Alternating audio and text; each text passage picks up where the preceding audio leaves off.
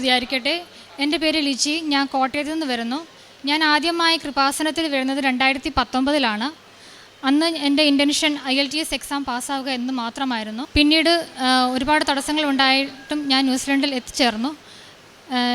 New Zealand ജോലി ചെയ്തുകൊണ്ടിരുന്ന ഞാൻ വർക്ക് വിസയിലായിരുന്നു. ഞാൻ ജോലി ചെയ്തുകൊണ്ട് ഞാൻ മണിക്കൂറുകൾ കുറവായിരുന്നത് കൊണ്ട് എനിക്ക് റെസിഡൻസി അപ്ലൈ ചെയ്യാൻ സാധിക്കുകയില്ലായിരുന്നു. ഞാൻ പല ലോയേഴ്സിനെ അപ്രോച്ച് ചെയ്തെങ്കിലും അവരെല്ലാവരും പറഞ്ഞത് കിട്ടാൻ സാധ്യതയില്ല, വെറുതെ പൈസ കളയുകയാണ്, ചെയ്യേണ്ട ആവശ്യമില്ലെന്ന് പറഞ്ഞു. പക്ഷേ പരിശുദ്ധ കൃപാസന മാതാവിൻ്റെ അനുഗ്രഹം കൊണ്ട് മാത്രമാണ് എനിക്ക് റെസിഡൻസി അപ്രൂവ് ചെയ്തത്. റെസിഡൻസി കിട്ടുന്ന ഓരോ നിമിഷവും ഞാൻ വെഞ്ചരിച്ച കാശ് രൂപം കയ്യിൽ വെച്ചുകൊണ്ടാണ് ഞാൻ ആപ്ലിക്കേഷൻ ഫോം ഫില്ല് ചെയ്തത്. അതാണ് എൻ്റെ ഒന്നാമത്തെ സാക്ഷ്യം. രണ്ടാമത്തെ സാക്ഷ്യം എന്ന് പറയുന്നത് OET എക്സാം പാസ്സായതാണ്. പല തവണ ഞാൻ OET എഴുതിയെങ്കിലും എക്സാം ഒരു മൊഡ്യൂൾ മാത്രം കിട്ടുന്നില്ലായിരുന്നു. റീഡിങ് 1 മാർക്കിനും 2 മാർക്കിനുമൊക്കെയാണ് ഞാൻ പൊയ്ക്കൊണ്ടിരുന്നത്. പിന്നീട് ഞാൻ വെഞ്ചരിച്ച തൈലവും ഉപ്പും ഉപയോഗിച്ച് എക്സാം ഹാളിൽ ചെന്ന് എക്സാം എഴുതി ഞാൻ OET ക്ലിയർ ചെയ്തു. ഇതാണ് എൻ്റെ രണ്ടാമത്തെ സാക്ഷ്യം. മൂന്നാമത്തെ സാക്ഷ്യം എന്ന് പറയുന്നത് ഞാൻ അവിടെ ജോലി ചെയ്തു കഴിഞ്ഞ സമയത്ത് എൻ്റെ റൈറ്റ് സൈഡ് ബ്രസ്റ്റിൽ ഒരു തടിപ്പ് കണ്ടു. ഞാൻ GPനെ കാണിച്ചപ്പോൾ അവർ പറഞ്ഞു നമുക്ക് വെയിറ്റ് ചെയ്യാമെന്ന് പറഞ്ഞു. ഞാൻ ആ സമയങ്ങളിലെല്ലാം വെഞ്ചരിച്ച തൈലം ഉപയോഗിച്ച് പ്രാർത്ഥിച്ചു. ആ തടിപ്പ് പെട്ടെന്ന് തന്നെ മാറുകയുണ്ടായി. അതേപോലെ തന്നെ എൻ്റെ ലെഫ്റ്റ് സൈഡിലും ഇതുപോലെ തടിപ്പ് പിന്നീട് കാണപ്പെട്ടു. അത് റൈറ്റ് സൈഡിനേക്കാൾ സൈസ് കൂടുതലായതുകൊണ്ട് അവർ സ്കാൻ ചെയ്യണമെന്ന് പറഞ്ഞു. സ്കാൻ ചെയ്ത് കഴിഞ്ഞ സമയത്ത് സ്കാൻ ഡോക്ടർ പറഞ്ഞു ചെറിയ ഡൗട്ട് പോലെ ഉണ്ട്, നമുക്ക് ബയോപ്സി എടുക്കണമെന്ന് പറഞ്ഞു. ബയോപ്സിക്ക് അവർ സാമ്പിൾ എടുത്തു. ഞാൻ ആ സമയങ്ങളിലെല്ലാം വെഞ്ചരിച്ച തൈലം ഉപയോഗിച്ചുകൊണ്ടിരുന്നു.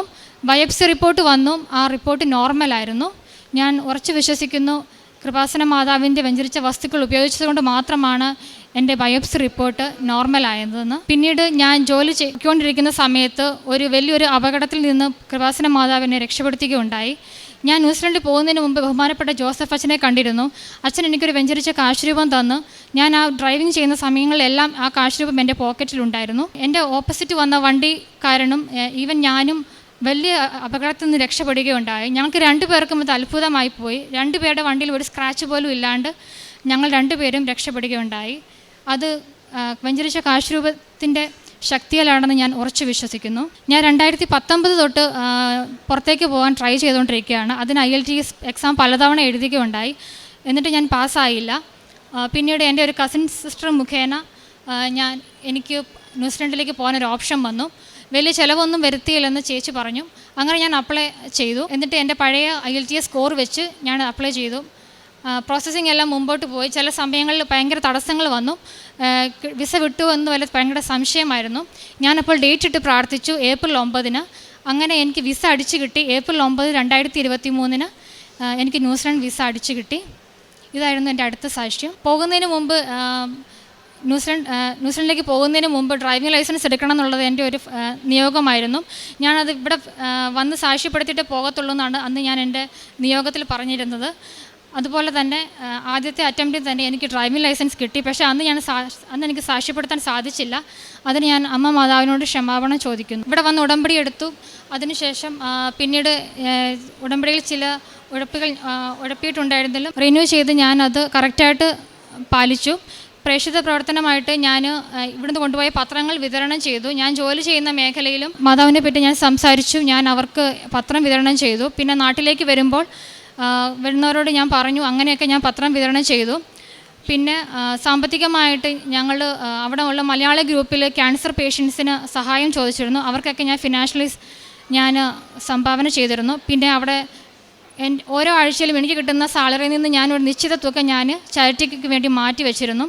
ഇതൊക്കെയായിരുന്നു എൻ്റെ പ്രേക്ഷിത പ്രവർത്തനങ്ങൾ. സങ്കീർത്തനം 145:19 തൻ്റെ ഭക്തരുടെ ആഗ്രഹം അവിടുന്ന് സഫലമാക്കുന്നു. അവിടുന്ന് അവരുടെ നിലവിളി കേട്ട് അവരെ രക്ഷിക്കുന്നു. പരിശുദ്ധ അമ്മയ്ക്ക് സമയത്തിൻ്റെ മേൽ അധികാരമുണ്ട്.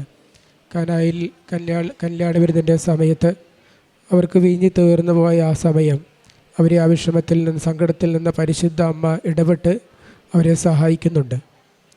അതുപോലെ തന്നെയാണ് ഓരോ സാക്ഷ്യത്തിലും നമ്മൾ മനസ്സിലാക്കുന്നത് പരിശുദ്ധ അമ്മയുടെ ഇടപെടൽ. അവിടെ ദൈവം സമയച്ചുരുക്കം വരുത്തുകയാണ്. ഇവിടെ ഈ സഹോദരിയും വിദേശത്തേക്ക് പോകാനായിട്ട് പല പ്രാവശ്യം ശ്രമിക്കുകയും പരീക്ഷ എഴുതുകയും അതൊന്നും സാധിക്കാതിരിക്കുന്ന സമയത്ത് ഡേറ്റ് ഇട്ട് പ്രാർത്ഥിച്ചു. ഈ ഡേറ്റിനുള്ളിൽ പോകണമെന്ന്. ആ ഡേറ്റിട്ട് ആ ദിവസം തന്നെയാണ് വിദേശത്തേക്ക് പോകാൻ കഴിയുന്നത്. ഇത് പരിശുദ്ധ അമ്മ ഇടപെട്ടിട്ടാണ് എന്ന് നമുക്ക് അതിൽ നിന്ന് മനസ്സിലാക്കുവാനായിട്ട് കഴിയും. അതേപോലെ തന്നെ വിദേശത്ത് വെച്ച് റെസിഡൻസിന് വേണ്ടി ശ്രമിക്കുമ്പോഴും എല്ലാവരും പറയുന്നത് ഇത് കിട്ടില്ല, ഒരു സാധ്യതയുമില്ല എന്നുള്ളതാണ്. അവിടെ പരിശുദ്ധ അമ്മയുടെ മാധ്യസ്ഥത്താൽ അപേക്ഷിക്കുകയാണ്. ഇവിടെയും കാണുന്നത് എല്ലാവരും നടക്കില്ല എന്ന് പറഞ്ഞ കാര്യം നടന്നു കിട്ടുകയാണ്. ഇതെല്ലാം നമ്മൾ മനസ്സിലാക്കുന്നത് ദൈവത്തിൻ്റെ ഇടപെടൽ കൊണ്ടാണ് ഈ കാര്യം നേടിക്കിട്ടിയത്. പരിശുദ്ധ അമ്മയാണ് ഇവിടെ മാധ്യസ്ഥം വഹിക്കുന്നത് എന്നുള്ളതാണ്. പരിശുദ്ധ അമ്മയിലൂടെ ദൈവം നൽകിയ അനുഗ്രഹങ്ങൾക്ക് കൈയടിച്ച് നമുക്ക് ദൈവത്തെ മഹത്വപ്പെടുത്താം. യേശുവേ നന്ദി, യേശുവേ സ്തോത്രം, യേശുവേ ആരാധന. അത്യപൂർവ ദൈവാനുഭവങ്ങൾ ഇനി നിങ്ങൾക്കും സ്വന്തം. ഈ യൂട്യൂബ് ചാനൽ ഇതുവരെ സബ്സ്ക്രൈബ് ചെയ്തിട്ടില്ലെങ്കിൽ ഇപ്പോൾ തന്നെ സബ്സ്ക്രൈബ് ചെയ്യുക. ഈ വീഡിയോ ഇപ്പോൾ തന്നെ നിങ്ങളുടെ സുഹൃത്തുക്കൾക്ക് ഷെയർ ചെയ്തുകൊണ്ട് കർത്താവിൻ്റെ പ്രേക്ഷിതരാകുക.